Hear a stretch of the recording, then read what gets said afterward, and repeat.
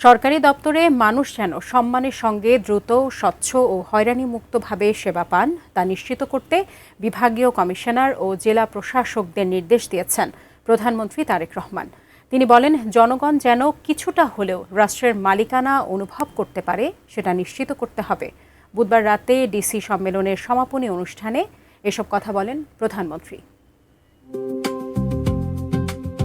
সচিবালয়ে দিনব্যাপী অফিস শেষে নিজে গাড়ি চালিয়ে শেরেবাংলা নগরে বাংলাদেশ চীন মৈত্রী সম্মেলন কেন্দ্রে বাংলাদেশ অ্যাডমিনিস্ট্রেটিভ সার্ভিস অ্যাসোসিয়েশন আয়োজিত অনুষ্ঠানে যোগ দেন প্রধানমন্ত্রী তারেক রহমান।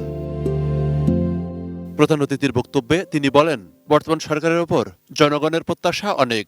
সাধ্য অনুযায়ী সকল যৌক্তিক প্রত্যাশা বাস্তবায়নে সরকার বদ্ধপরিকর। জনগণ যদি সত্যিই রাষ্ট্রের মালিক হয়, তাহলে এই মালিক অর্থাৎ সেবা গ্রহীতা যারা, তারা যখন অফিস আদালতে তাদের সমস্যা নিয়ে যান, তারা যেন আপনাদের সেবায় কিছুটা হলেও রাষ্ট্রের মালিকানা অনুভব করতে পারেন, সেটি নিশ্চিত করা কিন্তু আপনাদের দায়িত্বের একটি অংশ বলে আমি মনে করি। রাষ্ট্রের সবচেয়ে বড় সম্পদ জনগণের বিশ্বাস মন্তব্য করে প্রধানমন্ত্রী বলেন, আইনগত উপায়ের পাশাপাশি সেবা গ্রহীতাদের প্রতি মানবিক আচরণও জরুরি।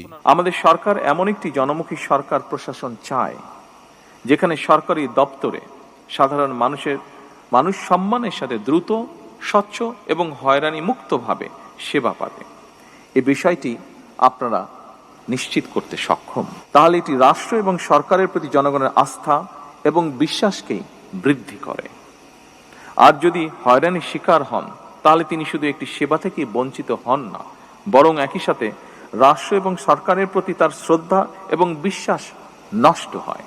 বিভাগীয় কমিশনার ও জেলা প্রশাসকদের মাঠ পর্যায়ে সরকারের প্রশাসনিক অ্যাম্বাসেডর উল্লেখ করে তিনি বলেন, সরকারের কর্মসূচি বাস্তবায়নের জন্য প্রশাসনের সাফল্য শেষ পর্যন্ত সরকারের সাফল্য হয়ে দাঁড়ায়।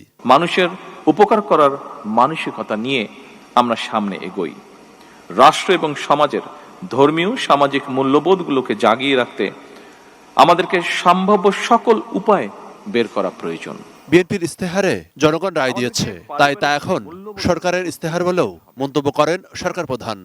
এটি এখন জনগণের জন্য সরকারের ইশতেহার, সুতরাং এখন ইশতেহার বাস্তবায়নের পালা। মনিরুল ইসলাম মিন্টু, এটি নিউজ, ঢাকা।